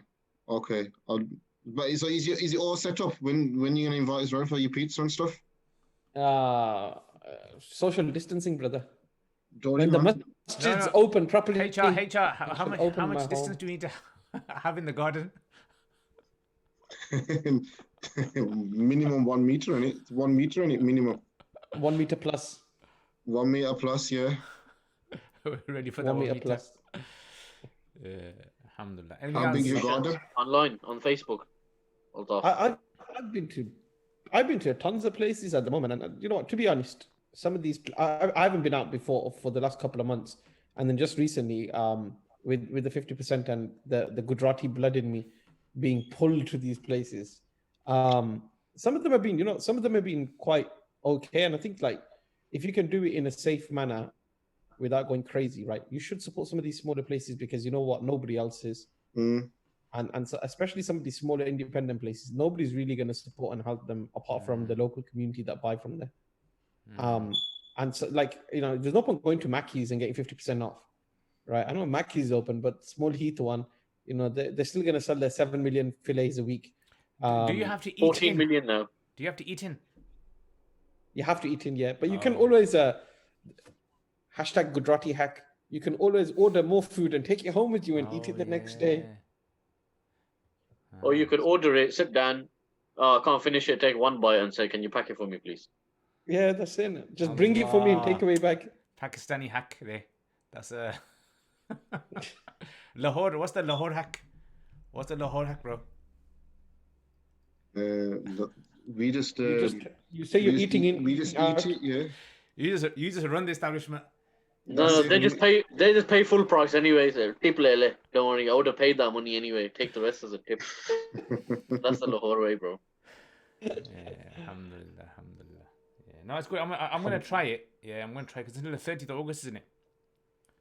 So I'm gonna find a place. Yeah. Altaf, slip me like some snapshots of the screenshots of the what's it, the group, kind of like special places to go, what times. Oh yeah, when it's quieter, yeah, tip us off, yeah. You're the Burgery at 6 o'clock. That's the one. Where's Burgery? Burgery is in Birmingham City Centre by Aston University. See, someone else said that to me the other day. They said that the burgers, they're really, really, really nice. Are they halal? No, look, stop. Are they halal, brother? I've never had a burger that's memorable, right? Ever in my life. They're just pieces of bread with meat in between them, right? What about Yahya's? Same thing. Allah, brother Yahya. Exactly the same thing, because he's threatened to feed me. Brother Yahya, if I came to your restaurant and I found a cup, right, that was smudgy, I would never criticize you, my brother. Now we need to. Yeah. If you had your lipstick on there, Yahya, from you, Mufti Sahib would have drank from that side. Well, Yahya will give you a cup with a thermometer in there and all these other gadgets and gizmos. Drink it at this temperature. Alhamdulillah. I'm on a WhatsApp group with about 100 of these guys, right? That all like Yahya's. Every day there's like 600 messages. They're all just cooking red meat. I was like, I'm on shredded wheat at the moment, man. Whoa. Trying to stay off the red meat as much as I can. How was that Wagyu you bought? Oh, the Wagyu. Yeah. A5 Japanese. Can you taste it? Like, can you taste the quality? Yeah, you can, because even if you overcooked it ever so slightly, it still will be moist because there's so much marbling in it. It's on a different level. Yeah. When you get into Altaf, it's myoglobin. So we would like to. Where's my white coat? He's talking about blood, Mufti Sahib. He's talking about, the lipstick on the cup. He's saying that's not lipstick, it's myoglobin, which is what everybody thinks is blood when you cook a steak and you cut it and you get red stuff out of it. That's what he's talking about. Wow. I was joking about the thermometer, bro. Please still invite me, yeah? He hasn't invited me after a decade. What chance do you think you've got? You know what? I've got faith, my brother. It's faith. Yeah. Where your rational finishes, your faith starts. This is my faith starts. I don't know, Musab, I think there's quite a few comments on WhatsApp, on YouTube, Yeah, okay, let's check it out. Zubair is saying, I love you for the sake of get paid for this. which area does Liaquat Zaman live in? Sorry? I live, my brothers, I live on the earth. I live on Allah's earth, my brothers. You narrowed it down, mashallah. That's it. BRG. Akon tells us where Mufti Sahib lives in the ghetto. You're gonna locate my last movements. Actually, I went last weekend. I went to Leicester. I had Connacht. Easy. Stop, Mufti Sahib. Stop there. It's on lockdown. This is live. Leicester's lockdown did it finish. Leicestershire. You went to Leicestershire. Leicester Square in London is where you went, mashallah. Fantastic. So you know what? I'll tell you, the Turkish restaurant there, yeah, I've had the Turkish food in that other place that used to be. What's that? Mangal. What's that called? Something Mangal. Sare Mangal. Those are all next that. to Taro. 6 out of 10. Sare Malangan. Connacht was very good. I mean, I could say. Connacht is good, man. Cognac. Connacht. corner. Okay. Yeah. On London Road. Cognac. Okay. Easy. Istanbul's quite nice as well, Mustafa, on Narborough Road. Istanbul, yeah. Okay. Narborough Road, that's not I'll bad. try that one. When the Sad when you got when the lockdown is over, obviously. When the lockdown is Obviously. Sad when you got encyclopedic memory of like food places and across the Midlands. Some people memorize hadith and du'as, and some people. I can tell you the owners of the shops moved this up from when when there's a new chef coming in. Allah. The most underrated place in Leicester is Bombay Bites. No way. Okay. Let me ask you all your questions. Cut him off. Can everyone I just knock him answer off? this Let me one. just Okay, delete this this is slide. a question for everyone. Yeah. I'm Okay, this is a question muted for now. everyone. What is this year I'm talking about? What is the favorite place that you've eaten at? And don't say Altaf, don't say your garden. Favorite place, it has to be like a place, establishment, a restaurant or whatever, semi-restaurant or. Okay, so I got like 2 because I've just come back from them.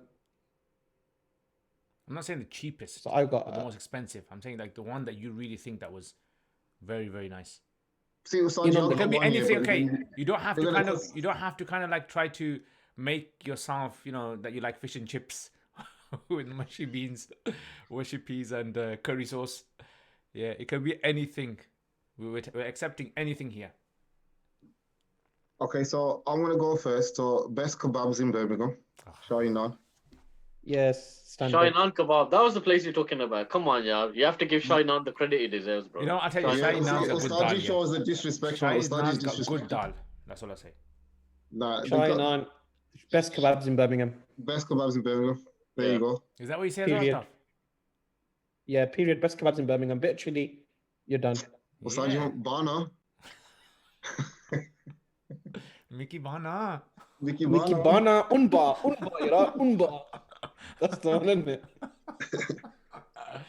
Okay, go on then. So go on. So okay, food like not just like I'll go last. one. No, okay. I'm gonna go last. Umar, not just one like type of dish or not one thing, like one like kebab or something, like a meal. This year, meal you had, and you enjoyed it, you're happy. Afterwards, you kind of had that feeling that you don't feel too bloated, and you feel, you know what? Okay. So Al Festivals. I went to Al Festivals. And that was a nice meal.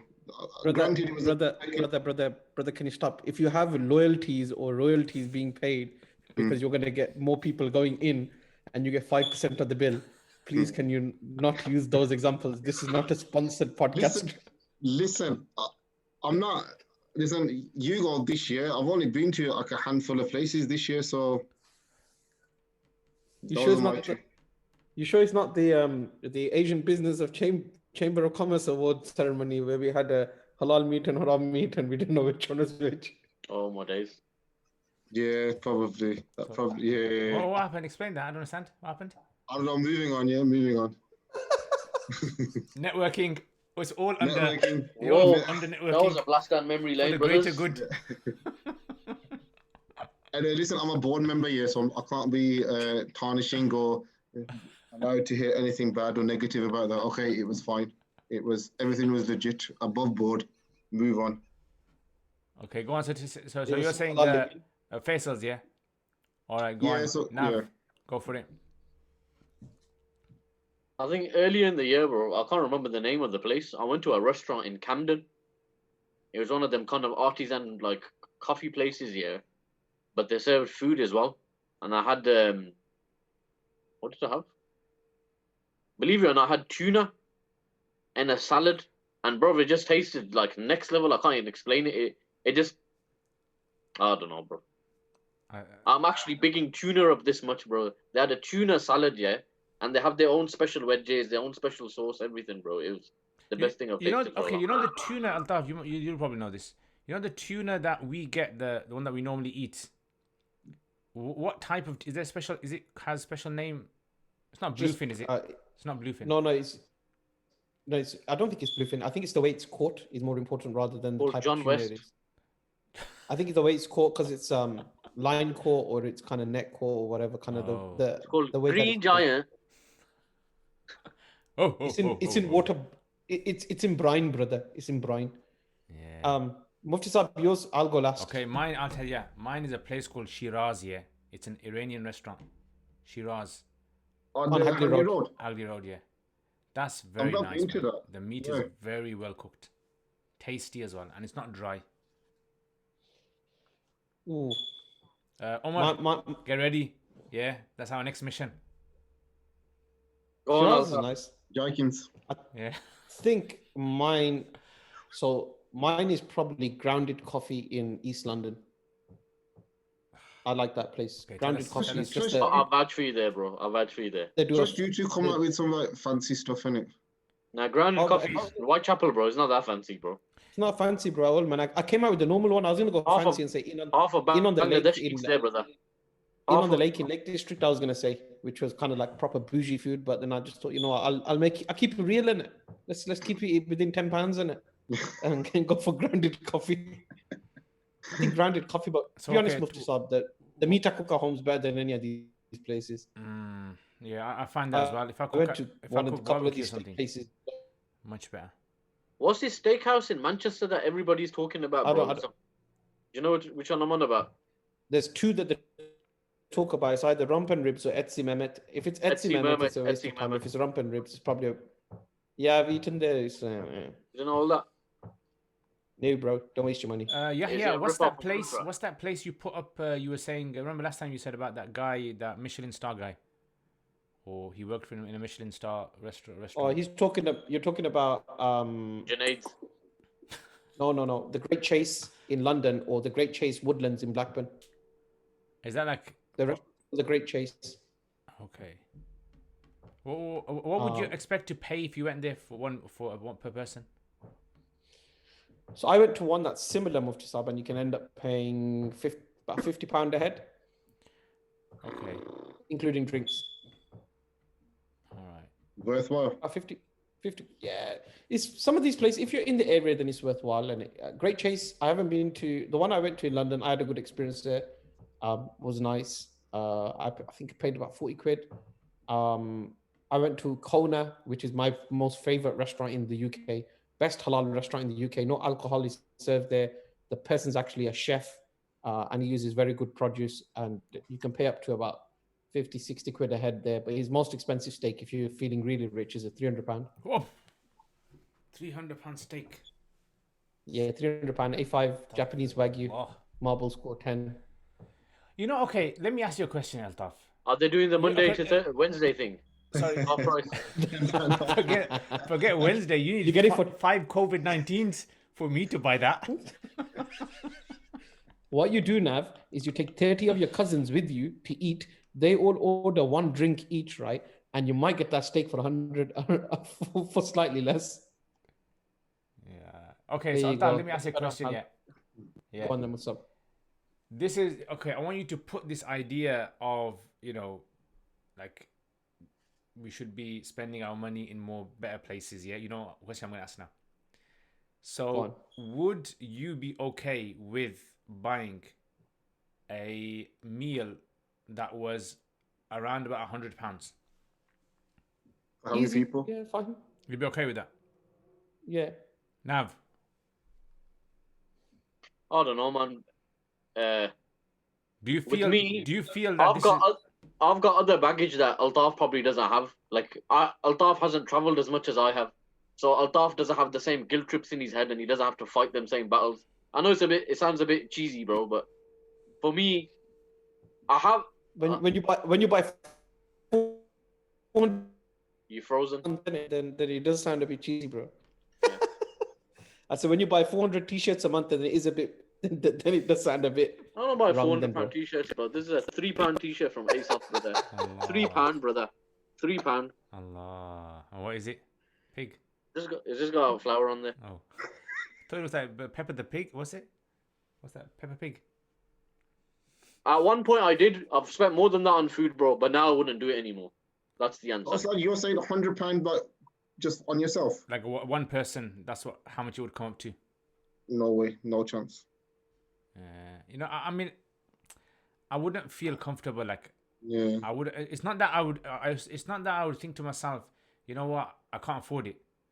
It would be more about the idea of, you know what, it's just Like, what am I doing? Like, Actually, you know what? I'm not. You know what, Saji? Actually, I think probably the closest, if I've done anything to that, was probably about 10 years ago. I ate at the Budget Arab, and I don't know how much that come out to, but that was I mean, that that was would have been costly. that would probably be. That's probably actually, so probably that's probably the only time I've done it. But I wouldn't do it. I mean, I did it then. I wasn't married, and it was it was something new. And you went, but if you're asking me now, would I go and spend just £100? so basically, you're saying now you're married, you're not gonna go to the what's it, the Burj Tower? Buy £100 worth of ration. Straight up. Get to cook. Nah, man. Yeah, I think the most expensive meal that I want to eat, Muftasab, is made by a particular chef.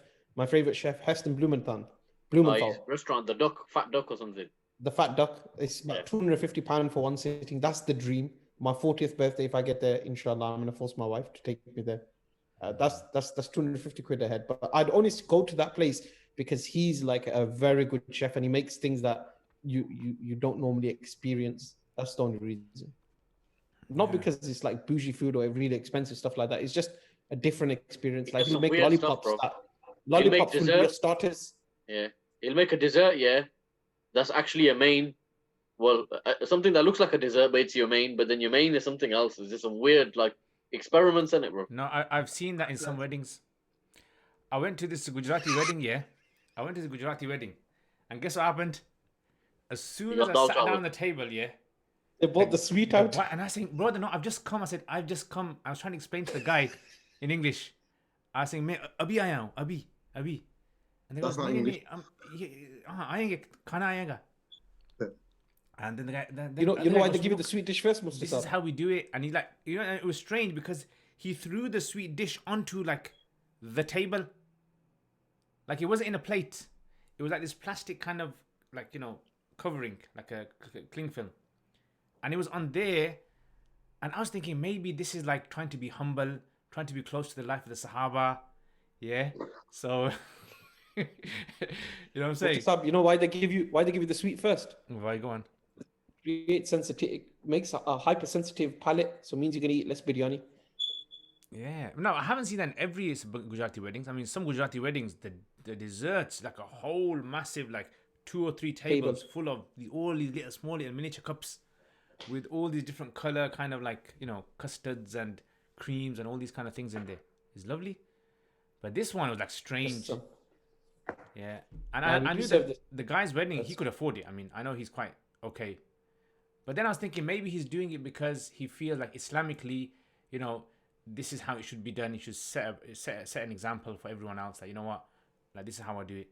And then people should not feel the burden of. I mean, and speaking of that, have you heard of the 30 people weddings nowadays? These guys are enjoying it, man. Killing. Yeah, it's like 30. How much is a head? Probably like normally it's like £12 a head, £15 a head. Like when you're booking a wedding or something. I know, £15 a head, £20 a head, 30 people, sorted. Anyway. I got supported from somebody on YouTube who said if Altaf is really passionate about food, he should be allowed to spend what he wants as long as he's got it. And even no one's trying to emotionally blackmail. Yeah, I've spent it in the past. Yeah, and I know people. We all got a mutual friend, like Sunny, for instance, bro. He told me where some guy dragged him to a meeting in London, and the bill. I think there were 3 of them eating, and the bill come up to something like 800 quid. Ooh. I hope Sunny didn't have to pay that day, but inshallah, he's probably still feeling it. Yeah. I mean, we're not saying Islamically per se it's wrong. Nav, he would have done an appeal for it. You know what? Okay, I think, guys, if guys are watching here, I think for Altaf's 40th birthday, we should do something. We should make him eat in, I don't know, what's that guy's name? Heston Blumenthal's. Oh, we'll forget that. Heston something, yeah. Mr. Heston's. HB. The fat duck. Yeah, fat duck, yeah. We're gonna make it for Altaf, yeah. Not make the food, but we're gonna. Is it in London? No, just on the outskirts. Yeah. It's not even on the outskirts. Milton Keynes. No. It's gone from my head where it actually is. Luton, bro. It's on top of the snooker hole. No, it's in. It's in. What's that place called? It's in Maidenhead, Kent. Kent, yeah, Kent's a Okay, nice Kent. area. Kent's actually M nice. Mullah saying, GoFund. Let's start a GoFundMe for Altaf, right? Actually, that- I think it would be good. I think if Altaf, if you started, like, that guy, I keep forgetting his name, man. Kent is in- That Wayne guy, Mark Wayne. Mark Wayne's. Yeah, I think you should start something like that, and me and So get a Naveed, spoon and go like this and go. me and Naveed should like This accompany is you. lovely. Me and Naveed should accompany you just to kind of like see your actions and expressions. See, I just go Altaf like is this with the spoon okay. and go. This is If lovely. Altaf ever became like a food influencer, I'd say fair play. The guy can cook, yeah. But I just hate it when, like, I'm sure I think Zahia or somebody posted it that some of these influencers they can't make beans and toast at home, yeah, and they're going out there criticizing other people's food.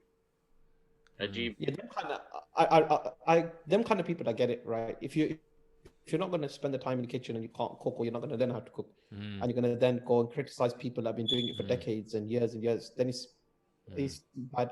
But some places they deserve it though. Now, like Remember, if can't somebody, cook, won't cook. Do you remember that? yeah, if somebody's going to charge you 30 quid for the steak, right, and they can't make it properly, they offer you a 30 pound steak, then they say, how would you like it cooked? And it wouldn't make a difference what you mentioned to them. They just burn it anyway, right? Then you have the right to criticize that place because you're paying for it. Or they wash You're the paying- got steak three like a friends. mate. Or they wash the steak. I've got Oh, three they- friends here that will wipe out any all you can eat. I'll take them anywhere and they'll bankrupt a business. Point the business out. Any restaurant you don't like, that's all you can eat, brother. Let me know. I've got three friends that'll deal with the matter, brother. Allah. Is one me, One of them's probably watching myself, right and I. These are my three Huh? friends. now. I've got one I've friend, got yeah. one, I don't know how this guy eats so two, much. Have you seen and that guy three. in Pakistan who eats like 10 kg of ghost or something? I think that's fake, man.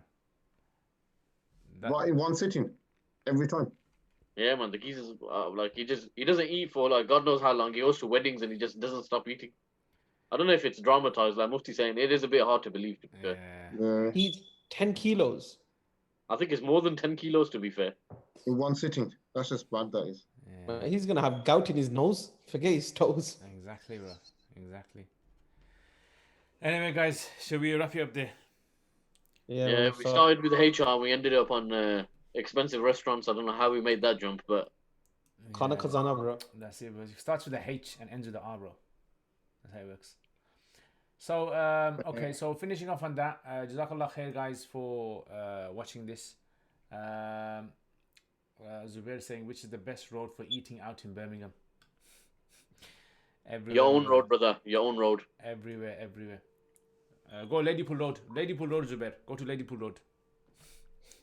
Don't go to that particular restaurant, which is the name of an object in the sky in the middle of the month. Anyway. What? Which one's that? Which one's that? Say that again. Don't go to. I'm trying to save people here. I'm trying to save people from having to just justify to their mates. The moon. Full moon. Oh. Allah. Subhanallah. The student has got it. Yeah. MashaAllah, MashaAllah, MashaAllah. Let me tell you last thing, yeah. You know what? Let me tell you. Let me tell you last thing, yeah. Go on. I went to this talk once, in a particular location, and then the like some brothers of that area, they invited me to the house to have dinner, and it was obviously Gujarati, and the guy Was I there with you? I don't think so. Are we there? So the guy put pasta with no spoons, no fork, and it's pasta. And Jawal, bro. And I was thinking to myself, like, what do I do here? Yeah, because personally, you know what? I don't like eating rice and pasta with my fingers. Like, I'm one of those guys that is not too fancy on that. I like using my spoon. Yeah, and I like eating custard with a spoon as well. I don't know if if you guys, but I like What about eating kheer? custard and kheer. Yeah, yeah, and you know the rest. But yeah, and I was thinking to myself, do I say to this guy, can I have a fork, or will he find it a bit rude? The guy who was giving the talk, I was giving a talk in that particular mosque. And it was like a very awkward situation because like I'm a kind of guy who will not raise objections, right? I won't raise objections. I'll just carry on with it. But you know what? If you're going to invite me to your house, please, guys, please have some, at least one fork or one spoon, emergency, like, you have emergency break for emergency. Just have one of those, at the dinner table and just get that ready and, I'll eat from that. Imagine he genuinely just forgot to give it to you and then he comes into the room, eating it with his fork and you're there with your hand. It could be. Yeah, but I think maybe it was a test. Sometimes some communities are like that. They're like, these kind of like idiot issues. If a scholar eats in a different way, or if he eats standing up, or if he eats like on a table and chair, it's like, oh, this guy's, Anyway, I just thought I'd share that with Brother Altaf here. Not to say that I'm saying anything against Gujaratis here. I have lots of love for Gujaratis. Many of my friends are Gujaratis. Altaf's not Gujarati, man. You get me, bruv? He speaks Urdu, he can't speak Gujarati. Mante Gujarati mein how much bhi nahi aaya. Allah. I don't even know Gujarati. I can't even speak That Gujarati. means I don't understand Gujarati. That's the only line I know. Mic drop there, bro. It's like Bengali. It's like I'm a Bengali now. That means that I'm not Bengali, but I sound like a proper Bengali when I say it. Maja mache. Maja mache. I like. Oh, you're Ratu Kabana. Which I went to the airport once, innit? So I was with like lots of my relatives, as you usually do, As you usually do, you go with lots of your relatives to the airport, and then in the airport, a lot of them also were in the airport with us, right? So we were putting out luggage, and we were speaking like Pashto. We speak Pashto. So the guy, like, we had excess luggage in it, so we had to get it through. So if you kind of go on like PIA or something, or not PIA, I think it was Emirates, and if you just say to the guy, look, I've got excess, and he goes, okay, sorry, don't worry, like he did you a favor. But we had like every one of us had extra luggage, like it was about 8 or 9 of us. But now you're taking the mick. So then, obviously, and I was thinking to myself, you know what, I would never bring excess luggage, but you know what, there's like so many people over there that are expecting a gift, even like a small little thing. They put it all together. So the guy goes to me. The guy goes, what's that language you guys are speaking? So he was a Pakistani himself. I think he was Mirpuri. I can't remember exactly. So he goes to me, what language are you speaking? And I go, Pashto. He goes, no, that's not Pashto. I go, why? He goes, when I hear my neighbors speak Pashto, it sounds like they're having a fight or something. You guys sound as though, you're civilized. I go to, okay. There's different dialects. There's different, like a way that people speak. We're the civilized ones. We're the civilized ones, We kind of like, there are 2 types of Pashto. We've got thou in our Pashto. We've got thous and, There's at least 2 types of Pashto, I know that much. There's loads, man. There's not just 2 types, there's loads. Yeah. There's some, I don't even understand what they're saying. Like really hardcore, like next level. Now, what do you speak, Mirpuri? My mum's actually from Courtmitton, bro, which is like by Multan. So my mum speaks Punjabi, but my dad's like from about 35, 40 miles away from me, from Mangla. So I can speak both. So my house is a bit of Tenu and Menu and Meri and Teri, and there's a bit of a mix, bro, to be honest. That's it, bro. Omar, some of your bedroom here. Some bedrooms for you. Half a bedroom. Half a bedroom. Half a bedroom. Why, you're a Lahori, innit? Yeah, Punjabi, yeah. Yeah, my wife's from Lahore, man. My in-laws are all from Lahore. I'll tell you one thing, when you... So, do they like lassi? Do they like lassi? They love all of that. I'll tell you, the way that Lahori people display food in general, bro. Like, you've not ate here Pakistani food until you've been to Lahori household. They put the full spread on, bro. Oh, I've tasted food that I didn't even know existed in Pakistan. Omar, calm down, bro. I can see the head slightly increasing in diameter. Yeah, bro. Ustad, you always said I'm humble. It's okay. I'm humble. I won't say nothing. Don't worry. He's a Chelsea fan. He has to be humble. It's nearly 12 o'clock. Do around there, okay? You humble yourself into the Europa League. Don't worry. Oh, mashallah, mashallah. I love it here that you're buying our rejects, our has-beens. You got William in it.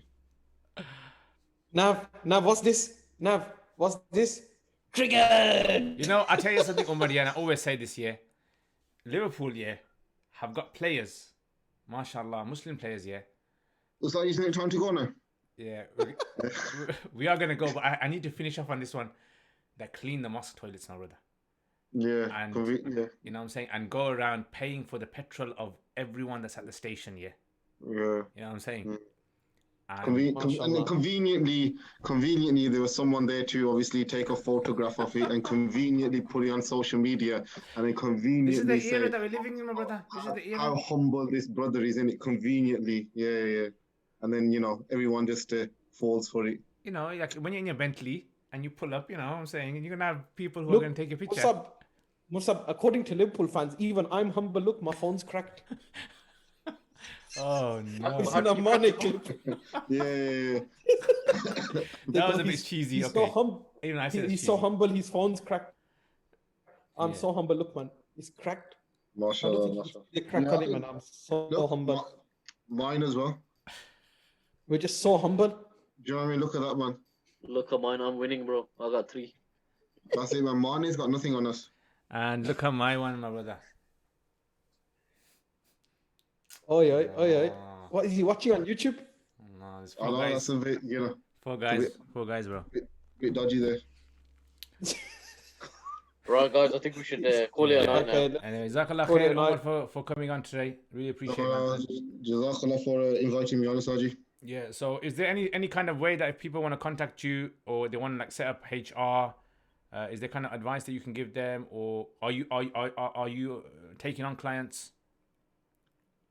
Yeah, happy. Look, we always offer a no obligation chat, and it can be. Listen, it doesn't have to be necessarily employers. If you're an employee and you're working for a business and you're not sure about something, you're not sure about your rights, you're not sure about, if you're being taken through a process that you're not sure about, and you want to have a quick chat, quick sense check or whatever, so if you just share my email address, that's fine, no problem. Okay, so the email is going to be in the description below. Anyone wants to contact him, inshallah, can contact him. Just quote that you saw me on Ustadi's podcast, and that's fine.